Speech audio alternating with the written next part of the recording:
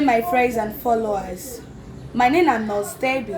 So she don't come back again with another topic which is titled "Is ovulation spotting a good sign of fertility?" Is ovulation spotting a good sign of fertility? That word spotting means bleeding, light bleeding. Now it mean. So I believe say most of us we dey see this light bleeding for inside ovulation. The thing go dey drop, but the bleeding no go be like period, but you dey see that bleeding for inside ovulation. Yes. So now I wan ask whether na good sign for fertility, whether I be say na that time you take dey ovulate. So if you be that person wey be say you dey try to conceive and you dey see that light bleeding for inside that your ovulation, just know that one na your sign of ovulation and it go make you conceive. If you make sure say you see am, anytime you say you see am, then make sure you sleep with your husband. So other question wey big say they say they ask say why I be say I dey bleed 2 weeks after my period. Why I be say I dey bleed 2 weeks after my period? The reason because say your hormone drop, and that kind bleed wey be say you dey bleed 2 weeks after your period is called breakthrough bleeding. They call am breakthrough bleeding. So if you know say you dey experience those things, you fit experience for 1 month, 2 months. Then once you experience am for 1 month, 2 months, within 6 months, everything about your hormone go dey balanced. So if you dey experience bleeding after 2 weeks of your period, you can't experience am again. That one they call breakthrough bleeding. So anytime you say you dey experience am, just know say your hormone drop. It drops. So but with time, within 6 months, the thing go balance to it. So that question be say that they ask again. Then they ask why I be say I dey get this brand discharge during my ovulation. Remember, if you be that person wey be say you get shorter cycle, immediately you dey see your period, then your ovulation dey come on, and you dey feel say you dey drop, but na that branch. Just know say it is normal because why? Now your ovulation day, that is called mid ovulation. You understand me? So now your mid hours now you day, maybe say brownish discharge, they follow your ovulation, they come outside. And this brownish discharge they occur for people will be say their menstrual cycle they shorter. Immediately they see their period finish, their ovulation they enter, and you can't make their ovulation get this brownish discharge.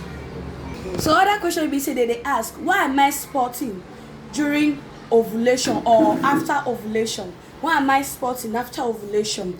This time around, your estrogen level drop, and with that you can cause the endometrium can they shed blood. And most women they don't experience this thing after their fertile period. 1 or 2 days they'll come they feel these signs of blood, this spotting, that light blood. They say if they see they follow ovulation, they'll come they experience them. Just know so because of your estrogen release, the thing can't drop, so it can't make your endometrium come they share 5% of bleeding from your body. So no reason I see that one at your menstruation. Okay, anytime you see this spotting, it's also a sign that you are fertile. Okay. So other question will be say, we all they wait for, can sperm survive ovulation bleeding? Yes. Yes, sperm survive inside ovulation bleeding. Because normally sperm do last for 3 to 5 days in woman's body. Sperm do last for 3 to 5 days in woman's body. So, like I said, if you dey experience short cycle, you make love, it go survive. Like for example, say tomorrow na your period and you get shorter cycle, and your days of bleeding na 2 days in the last, and you make love a day to your period. Once you make love a day to your period, and your 2 days period don't end, the 3rd day na your ovulation follow, it go survive. It go survive ovulation bleeding.